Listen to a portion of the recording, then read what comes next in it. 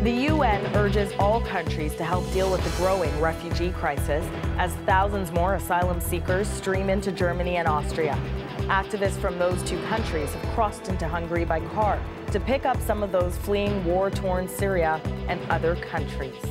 Our next guest knows firsthand about the challenges refugees face. Danny Ramadan fled Syria in 2011 and lived as a refugee in Lebanon before coming to Canada 1 year ago. He joins us now from his home in Vancouver. Danny, as you watch the news coverage, the images and video online of the thousands of Syrian refugees in Europe this week, what runs through your mind? Honestly, I haven't been watching very much lately. I have, of course, been following the news, but I have been keeping myself away from watching those videos in particular, knowing that they are actually triggering for me. They made me feel very sad. They break my heart every time that I see them. So I try my best to stay away from them, but at the same time you can't, because it's a crisis. It's the biggest crisis humanity saw since World War II, so it's all over the place. When you say triggering, do you mean that, you know, memories of your experience flood back? Of course, like, and for me it was a bit easier, but there's no such a thing as an easy immigration, to be honest. But for me it was easier than the horrors and the challenges faced by so many different Syrian refugees at the moment. I managed to leave the country a bit early during the war. I saw my fair share of explosions and clashes, but I managed to actually get out of the country in 2012.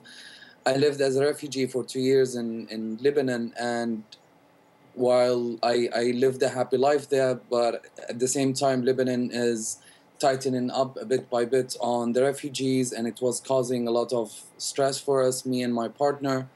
And it was a very challenging year for us as well to come here to Canada. So, tell me about those challenges getting here to Canada.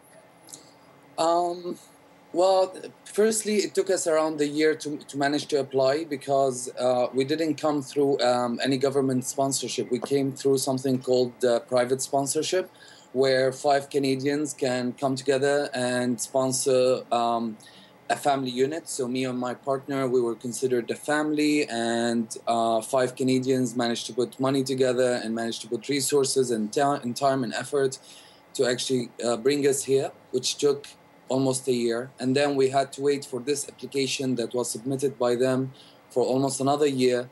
So we waited for 2 years in limbo in Beirut, knowing nothing. Like, we couldn't change our addresses, we couldn't do anything, change our jobs, we couldn't leave the country if anything happened, because we were hoping so badly to come here to Canada, and we couldn't change anything about ourselves after we submitted the application. Then when we arrived here, it also was a very challenging year, because people think that if you arrive to Canada, things are going to be just awesome and everything will be better overnight. It's not true. A, we bring our challenges, we bring our package, our memories with us, and those are hard to get over. And B, to be honest, you need to establish yourself. You need to learn the language, to find meaningful work, and to start your career here. And those are challenging without the support of other Canadians. Yeah, without a doubt. What do you think of the Canadian government's response to the Syrian refugee crisis, Danny? Well, to be honest, I'm thankful, firstly, that I'm here, and I feel privileged that I'm here. But at the same time, I think while Canada has done a lot to support the Syrian refugee crisis, it hasn't been doing enough, because it is the biggest refugee crisis since World War II. And honestly, Canada has done better before. Like in Uganda, in less than 12 months, Canada welcomed 5,000 refugees. In Kosovo, in less than 1 month, Canada welcomed also 5,000 refugees. And then with the Syrian crisis that has been going on for the last 4 years, we welcomed 2,300 people here. So it's a very small number when you're talking about 4 or 5 million refugees at the moment outside of Syria. We appreciate you speaking with us. Thank you. Thank you very much. I really appreciate it. Danny Ramadan is a former refugee from Syria. He spoke to us from his home in Vancouver.